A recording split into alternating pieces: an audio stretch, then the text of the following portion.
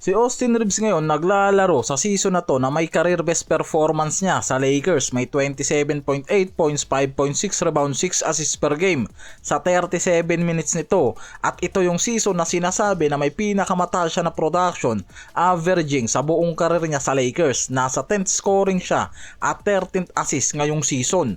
Dahil sa mataas na production niya, si Reeves lumilitaw bilang third star na sa Lakers.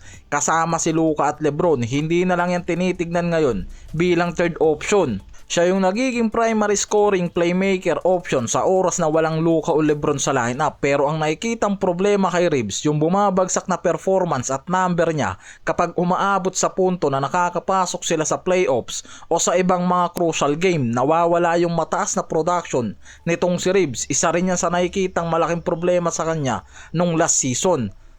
Ang Lakers nag-start ngayon ng may malakas na season at may 18-7 na record. Nakatapat nila ngayon ang San Antonio Spurs para sa third seed ng Western Conference.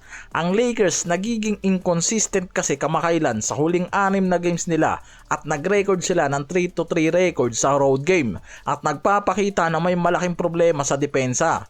Sa trade ratings kasi na lumabas, ang pinakamahinang defensive ratings ng Lakers nagsisimula sa first quarter game at pinopoint out nila mismo dyan yung first unit. Dyan nga raw mismo nanggagaling ang problema sa depensa.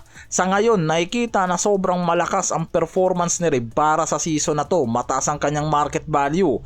At yan ang nakikitang pagkakataon para sa Lakers. Pero ayon sa report kasi, ang Lakers una pa lang nag-reject na ng 20 plus na mga offers para kay Reeves nung dumaang off-season. May ilang analyst at scout ang nagsasabi na kung ititrade siya ngayon, pwede nga raw sanang makakuha ng mas malaking deal ang Lakers, lalo na kung target nila ang pagkuha sa mga star o superstar.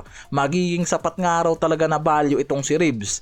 May isang trade moratorium na umiiral tuwing off-season, alam naman natin yan. At sa simula ng bagong season kasi, ito yung panahon na hindi pwede nga raw opisyal na matrade yung mga players kahit pa may napagkasunduan na yung mga teams nila. Isa sa pinaka-importanteng season nga raw to. Walang manlalaro na nag-sign ng kontrata sa off-season ang pwedeng i-trade hanggang December 15. Tapos na to ngayon mga parekoy, o 3 buwan pagkatapos siyang mag-sign.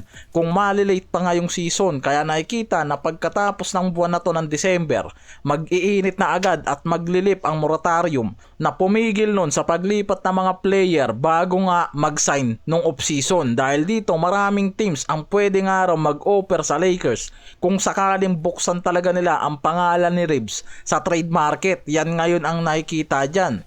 Dahil sa off-season media day naman, malinaw na sinabi ni Reeves na gusto niyang manatili sa Lakers at maging Lakers forever. At yan yung sinabi niya. Sinabi rin niya na binaliwala niya ang offer na 90 million extension.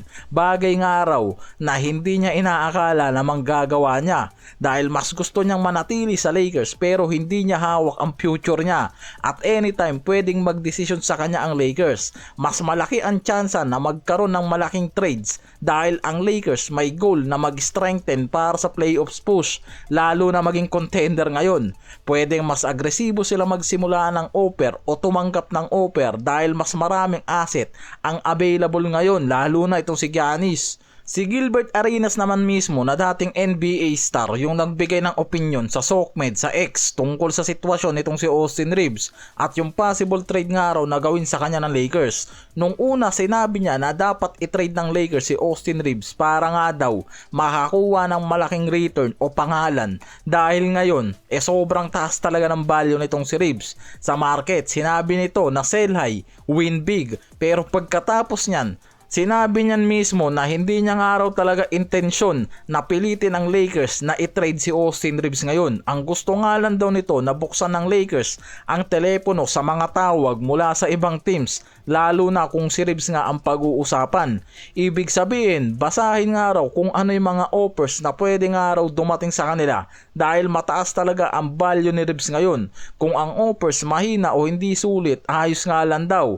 Pwede pa rin nilang panatilihin si Reeves at ituloy ang current na plano nila para sa future ni Reeves.